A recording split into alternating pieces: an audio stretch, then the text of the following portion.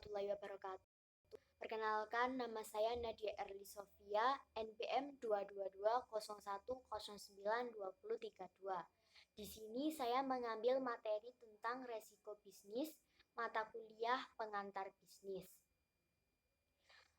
Untuk yang pertama yaitu pengertian resiko yang berasal dari bahasa Inggris yang memiliki arti kegagalan, hambatan, kendala, bahaya, atau kerugian.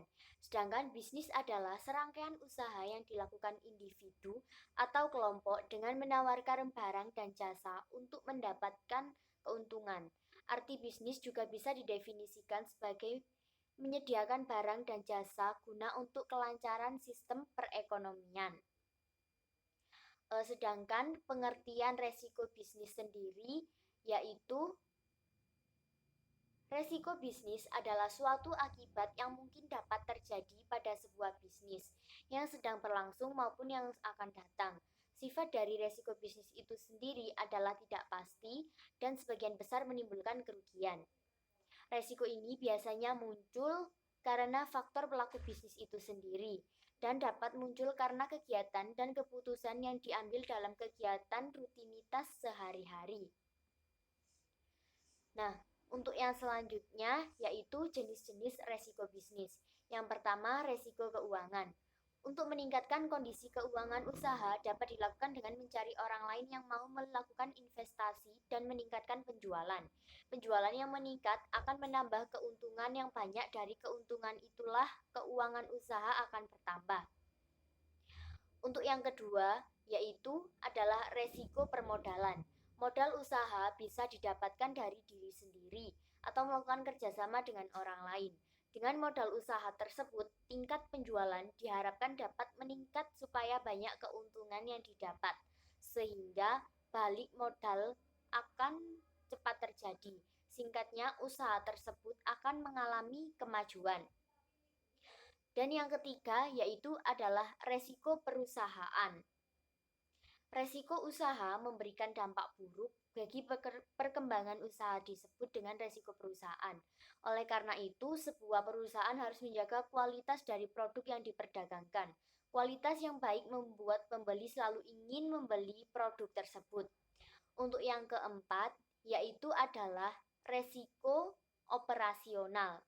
Resiko operasional adalah resiko yang muncul karena setiap bagian-bagian di usaha tidak menjalankan fungsi dan perannya dengan baik.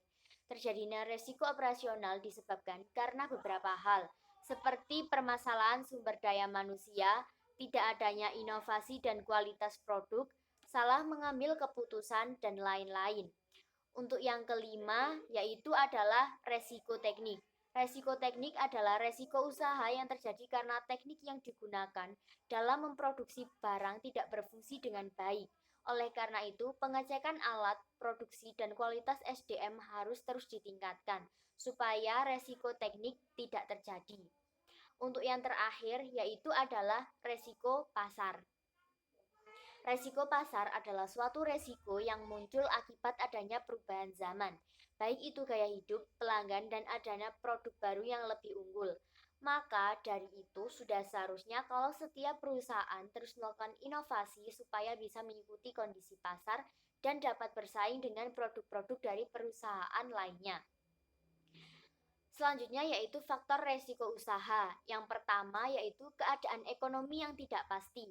Yang kedua, kondisi alam yang tidak menentu.